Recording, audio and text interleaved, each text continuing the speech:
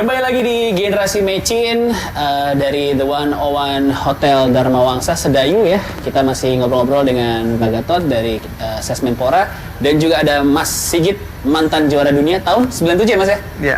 Oke, 97 juara dunia loh nih. Waduh, saya deg-degan nih. Dulu saya tuh jadi Mas Sigit, kakak saya jadi Mas Chandra.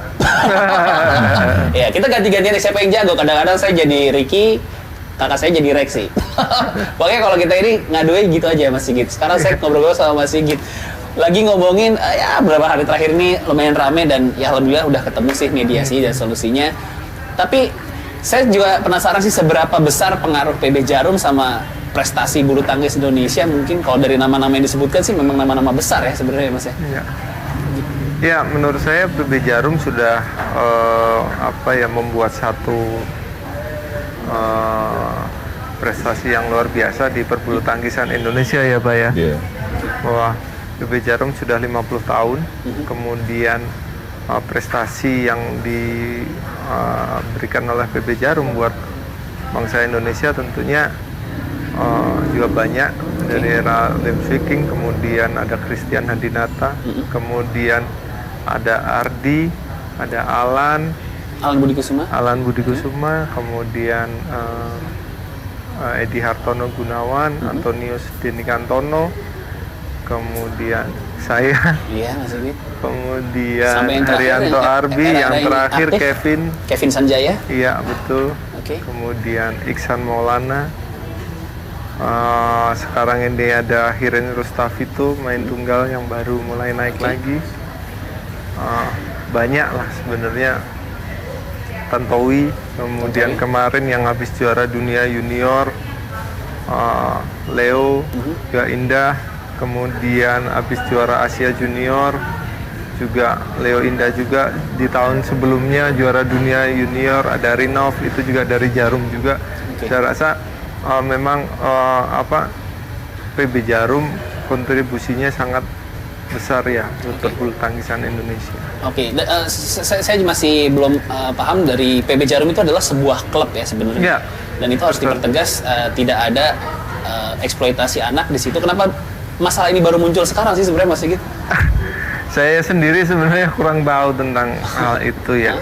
Yang saya tahu adalah PB Jarum itu adalah persatuan bulu tangkis, kemudian tidak ada pemikiran bahwa mau eksploitasi itu tidak ada sama sekali, karena memang begitu masuk PB Jarum semua sudah diberikan beasiswa, diberikan tempat tinggal, diberikan pengiriman, diberikan latihan, dan itu semua free.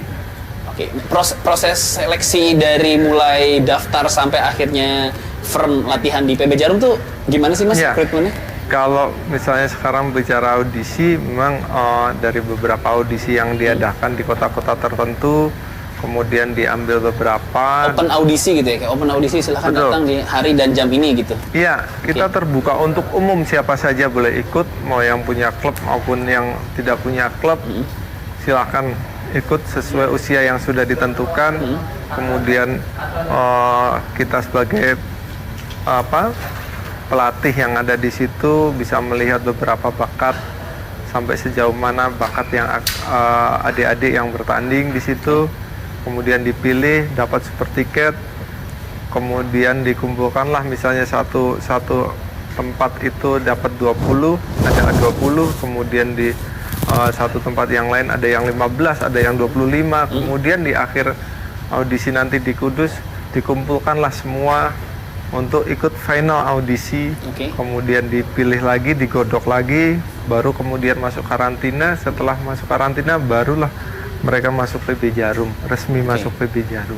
Emang masuk resminya itu juga susah ya, panjang ya? Iya, betul sekali. Dan ini kata-kata eksploitasi mungkin emang agak terlalu over mungkin dengan karena merujuk ke peraturan sebenarnya ya. Nah, untuk anak sampai masuk memang butuh persetujuan orang tua, tidak ada paksaan, atau gimana sih proses? Kalau saya pikir kalau yang disampaikan tadi tentang eksploitasi itu adalah pemaksaan ya Pak ya.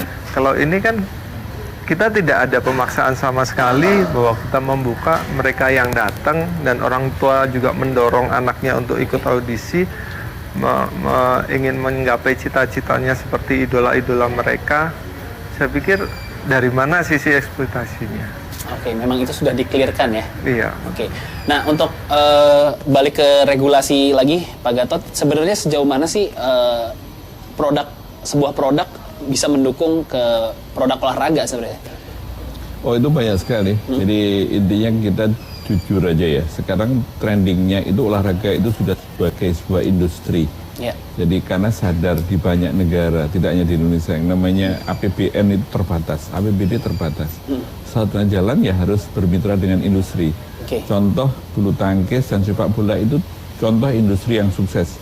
Cuman prestasinya beda ya. Oh iya Pak, kan sudah jauh dong dunia. Pak. Di sini baru Asia Tenggara aja udah megah-megah gitu. Betul Belum sekali. Sudah dunia. Betul Nah, sekali. tetapi kalau dari aspek industri itu contoh yang sukses. Oke. Bulu tangkis, kemudian bola, kemudian ada voli dan sebagainya.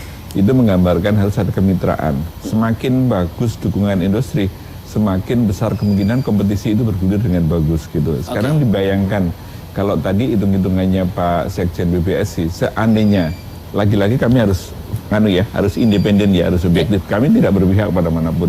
Kata Pak Sekjen mengatakan seandainya ini Jarum selesai, nggak boleh, atau karena ngambek dan sebagainya, itu kami harus butuh mungkin perusahaan lain yang notabene katanya konon kabarnya sejauh ini belum ada yang mampu membiayai sebesar kayak di Jarum. Kalau di APBN enggak, emangnya yang kami pikir cuma bulu tangkis. Enggak juga kan, kami harus mikir banyak banget cabang olahraga yang lain. Kemudian yang menarik saya tadi untuk menambahkan yang disampaikan Mas Sigit, unsur eksploitasi itu contohnya misalnya sering kita lihat di perempatan-perempatan, anak-anak, mohon maaf ya, anak-anak ngemis. Sementara orang tuanya, atau nggak tahu itu orang tua beneran atau bukan orang tuanya, kemudian nungguin dari kejauhan secara remote gitu. Itu namanya baru dieksploitasi kan untuk kepentingan tertentu. Nah kalau ini kan tidak ada.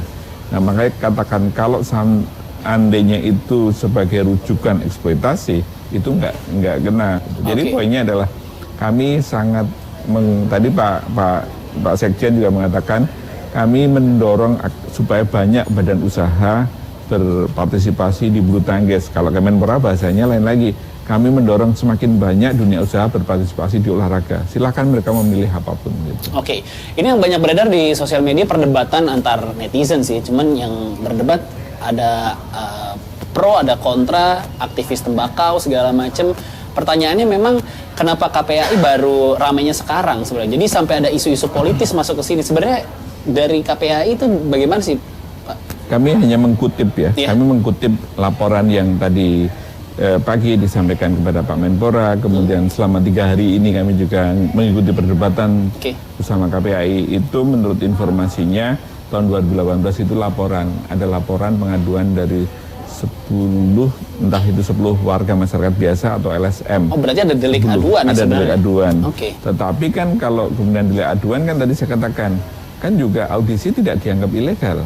Kalau ilegal itu polisi udah kemarin udah nggaruk lah kasangannya gitu. Nah kemudian prosesnya panjang. Tadi disampaikan ada rapat beberapa kali sejak tahun yang 2018, kemudian hampir 1 tahun lah prosesnya. Kemudian sekarang baru betul-betul itu mencapai finalisasinya. Kemudian ada pertemuan juga di kantor Menko Polhukam gitu. Yang jadi persoalan adalah olahraga itu bukan ranahnya Menko Polhukam. Olahraga itu ranahnya Kemenko PMK, tempatnya Bubuan. Kasihan kalau Pak Wiranto dibebani seperti itu. Makanya sampai hari ini kan muncul di sejumlah media, Pak Wiranto mengatakan kalau masalah ini nggak selesai saya akan mundur gitu. Itu suatu statement yang menarik dan itu sangat bijak sekali beliau. Karena beliau nggak mau beliau itu sebagai ketua PBSI terganggu. Yang unik lagi itu rapatnya tuh malah justru terjadi di kantor beliau gitu. Jadi poinnya Pak Wiranto tidak melakukan penekanan kepada PBSI, kepada KPAI dan juga kepada PT Jarum. Biarkan kementerian yang terkait lah yang ngurus. Nah, kementerian terkait itu sesuai dengan undang-undang yang ngurusin olahraga ya Kemenpora. Dan ini udah jalan yang benar kejadian tadi pagi itu. Dan memang di aturan bukan cuma di nasional, di internasional pun produk rokok itu tidak bisa beriklan di olahraga ya Pak? Ya, tadi ada statement dari lagi-lagi dari Pak Pak Budi, dia mengatakan gitu, memang di aturan World Badminton Federation, Ya, silakan Pak, Ya. kita sambil makan, Monggo, silakan. dulu, Pak. Silakan. itu yang namanya produk rokok itu tidak boleh. Oke. Makanya sekarang kan nggak ada namanya Indonesian Open Jarum Iya. turnamen gitu. Betul. Kemudian yang ada kan misalnya Blibli atau BCA, BCA, gitu disebut. betul. Meskipun kita tahu itu adalah perusahaan juga yang nggak jauh-jauh satu afiliasinya. Oke. Tapi poinnya adalah apa namanya itu sudah dipatuhi. Tetapi katanya kata PBSI pada saat mereka itu berkonsultasi kepada World Badminton Federation, kalau jarum Federation itu haram atau halal gitu loh. Oke. Katanya itu halal, nggak ada masalah. Jadi rujukannya ke atas pun nggak ada Karena masalah. memang sudah secara haki dan regulasi Kemenkumham itu iya. sebagai Tetapi yang positif bagi kami kan ngalamin urusan kayak gini dengan PSSI ataupun PBSI ya. Untungnya PBSI itu di awal nggak ngotot. Kami kan rujukan kami kan dari apa WBF gitu. Kalau PSSI kan selalu mengatakan ini kami punya statuta FIFA gitu. Kalau jadi PSSI lebih ribet Pak. enggak, artinya ini tuh PBSI itu good boy, Oke. good guy gitu. Artinya nurut. Ya. Meskipun mereka bisa berdalih induk internasionalnya mengatakan lain. Oke, Gitu. sebentar Pak. Ini kita udah datang makanan juga dari terima kasih, Mbak. Hotel. Makasih Mbak. Ini makanannya apa aja nih Mbak? Minumannya apa aja nih? Ya, ini pertama minumannya dulu. Ya. Pak. Saya jelasin ini namanya Curie Day Curie, dia mocktail tanpa alkohol. Ya. Ini apa namanya? Salah satu bestseller kita. Ya. Kalau ini untuk ini ada Healthy Dragon. Healthy Dragon. Healthy Drink. Healthy drink. Healthy Drink ini ada Ini sayuran nih kayaknya. Pokcoy sama pineapple, sama lime dan simple syrup biar agak manis. Ya. Terus Ini? ini namanya es coffee cube. Dia itu jadi ada ingredientsnya gula aren, rice milk sama kopi dalam bentuk cube. Di cube kita taruh di freezer Pak. Oke. Ya, untuk makanannya ini ada samosa, isinya daging kari, berasal dari negara timur. Oh, Ya, kalau ini untuk dessertnya molten cake, dia tuh pas kalau di sendok itu ada coklatnya, coklat meltnya ya. Terus sama es krim on setnya, sama ini puding karamel. Semua sih rekomen di sini Pak. Oh, oke. Siap. Makanan dari dunia. Silakan. Aduh. Pak Gatot boleh dipilih Pak mau yang Kayaknya udah kayaknya saya jadi gagal fokus ini di wawancara ini. Jadi Habis pikiran saya mediasi ke situ pusing. gitu. makan enak. Oke, Oke. thank you Mbak, makasih. Terima kasih. Terima Oke, kasih. kita sambil cobain makanan dulu Pak Gatot Oke. dan Mas Sigit. Oke. Kita break dulu, jangan kemana-mana, tetap di Generasi Mecin.